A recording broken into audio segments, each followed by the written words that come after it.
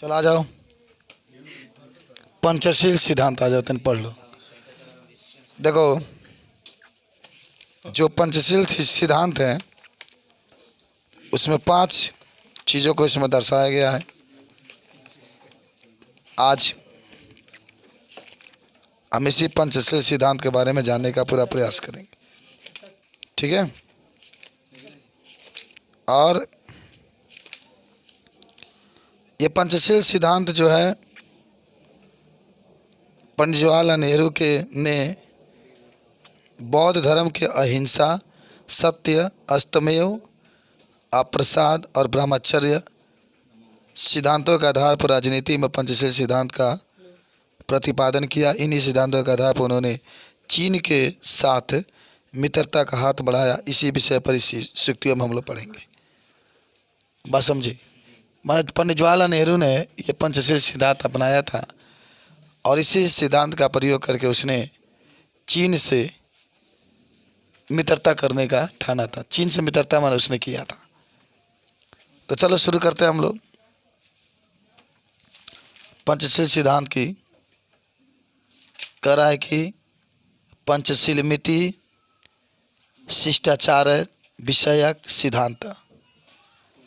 भाई आप कहेंगे इसमें कि पंचशील के 5 सिद्धांत, ध्यान से सुनना, पंचशील के 5 सिद्धांत महात्मा जो बुद्ध थे वो दिए थे। थोड़ा सा समझ लो पहले इसको कि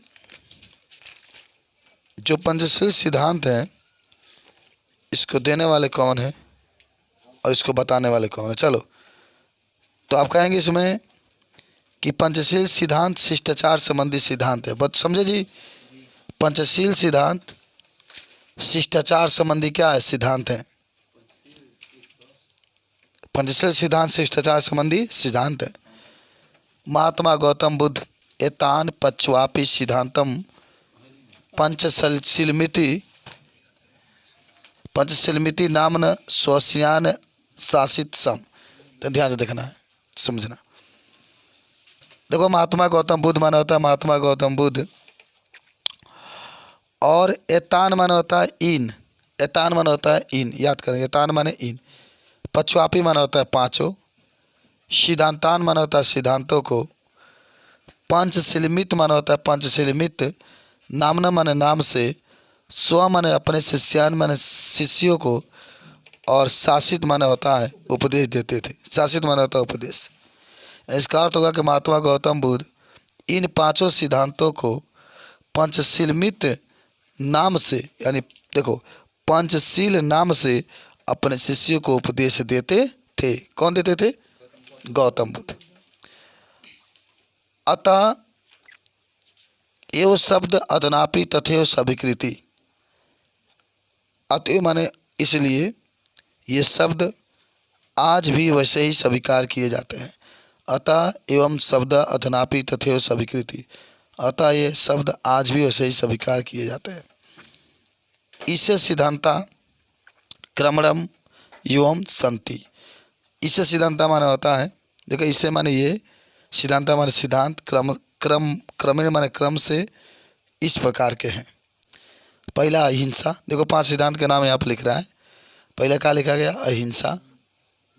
दूसरा आपका लिखा गया है सत्यम। तीसरा आपका लिखा गया अस्तेयम। अस्तेयम का मतलब होता है चोरी न करना। और उसके बाद से लिखा है अप्रसाद, अप्रमाद लिखा है। अप्रमाद का मतलब होता है प्रमाद न करना, यानी प्रमाद का मतलब होता है झगड़ा झंझट न करना। और एक होता है ब्रह्मचर्य। ब्रह्मचर्य का मतलब होता है ब्रह्मचर्य। अब देखो नेक्स्ट, समझो, इतना समझ में आया है ना जी? अगला कह रहा है कि बौद्ध युग इस सिद्धांत व्यक्तिगत जीवनस्य उभयुत्थानाय प्रयुक्ता आसन। माने बौद्ध युगों में, सुन लो, बौद्ध काल में व्यक्तिगत जीवन के उत्थान के लिए इस सिद्धांत का प्रयोग किया जाता था। देखो ना, बौद्धिक युग माना होता है वैदिक युग में इस सिद्धांत को व्यक्तिगत जीवन के उत्थान में प्रयुक्त किया जाता था। परम अद्य, लेकिन आज इस इस इमे सिद्धांते राष्ट्रयाम परस्परम मैत्री सहयोग करणापि विश्व बंधुत्व विश्व शांतिस्त्य साधनम संति। परमात्मा किंतु आज ये सिद्धांत राष्ट्रों के परस्पर मित्रता और सहयोग हेतु विश्व बंधुत्व और विश्व शांति के साधन है। क्या करें? परम अधमन होता है, लेकिन आज यह सिद्धांत राष्ट्र के परस्पर मित्रता को बढ़ाने के लिए, सहयोग को बढ़ाने के लिए, विश्व बंधुत्व की भावना बनाने के लिए और विश्व शांति के साधन संति माने हैं। राष्ट्रनायक श्री जवाहरलाल नेहरू मदन महोदयस्य प्रधानमंत्री काले चीन देशे स भारतस्य मैत्री पंचशील सिद्धांतानि कृत्वा एतावत्। कह रहा है, देखो ध्यान से, कि राष्ट्रनायक पंडित जवाहरलाल नेहरू के प्रधानमंत्री मंडल काल में चीन देश के साथ भारत की मित्रता पंचशील सिद्धांत के आधार पर ही हुई थी। समझ रहे हो ना बात को? माने राष्ट्रनायक श्री जवाहरलाल नेहरू के प्रधानमंत्री, देखो लिखा है महोदय, माने होता है प्रधानमंत्री काले में चीन देश के साथ भारत की मित्रता पंचशील सिद्धांत के द्वारा ही हुई थी। अतो ही उभावती देशे बौद्ध धर्मे निष्ठावान, यानी इसका मतलब ये होगा क्योंकि ये दोनों ही देश बौद्ध धर्म में आस्था रखने वाले हैं। भारत भी बौद्ध धर्म में आस्था रखता है, चीन भी। वही कह रहा है कि तो ये दोनों देश, उभायती माने दोनों देश, बौद्ध धर्म माने होता है बौद्ध धर्म में, और निष्ठावान माने निष्ठा रखने वाले हैं। अधुनापि आज भी जगती पंचशील सिद्धांत नवीनम राजनीतिक स्वरूप गृहतम। कह रहा है कि आज भी ध्यान से समझना है, संसार में पंचशील सिद्धांत ने नवीन राजनीतिक स्वरूप ग्रहण किया है और वह इस प्रकार से निश्चित किए गए हैं। देख रहे हो, नवीन माने होता है नए।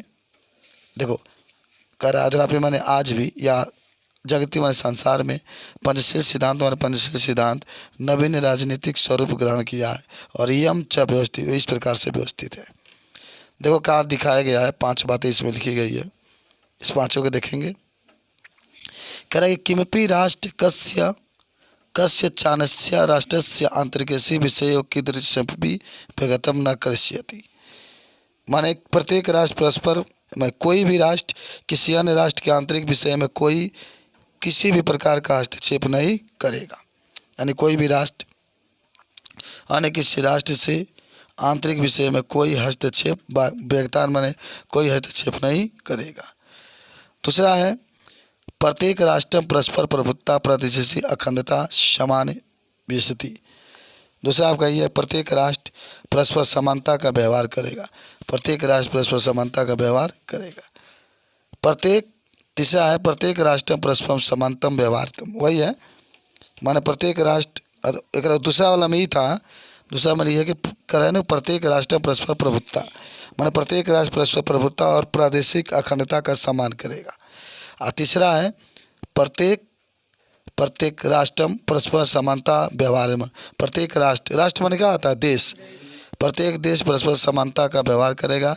किमपि राष्ट्रीयम नाक्रेषति, माने कोई भी राष्ट्र दूसरे से आक्रामक नहीं होगा, यानी कोई भी राष्ट्र दूसरे पर आक्रमण नहीं करेगा। और सर्वव्यापी राष्ट्रीय मिथ्या स्वयं प्रभुता सामर्थ्य। सर्वव्यापी माने होता है कि सभी राष्ट्र अपने अपनी प्रभुता की शांति से रक्षा करेंगे। विश्वस्य यानी राष्ट्रीय शांति मिच्छन्दितानि इमाम नियमानि कृतम राष्ट्र परस्परम स्वमैत्रियम दृढ़ कुर्वन्ति। और कहता है लास्ट में, विश्व के जो भी राष्ट्र शांति चाहते हैं वे इस नियम को स्वीकार करने और अन्य राष्ट्रों के साथ अपने मैत्री भाव को दृढ़ कर सकते हैं। तो यही कहानी आपकी है। ठीक है, तो अब रहने दीजिए आज के लिए।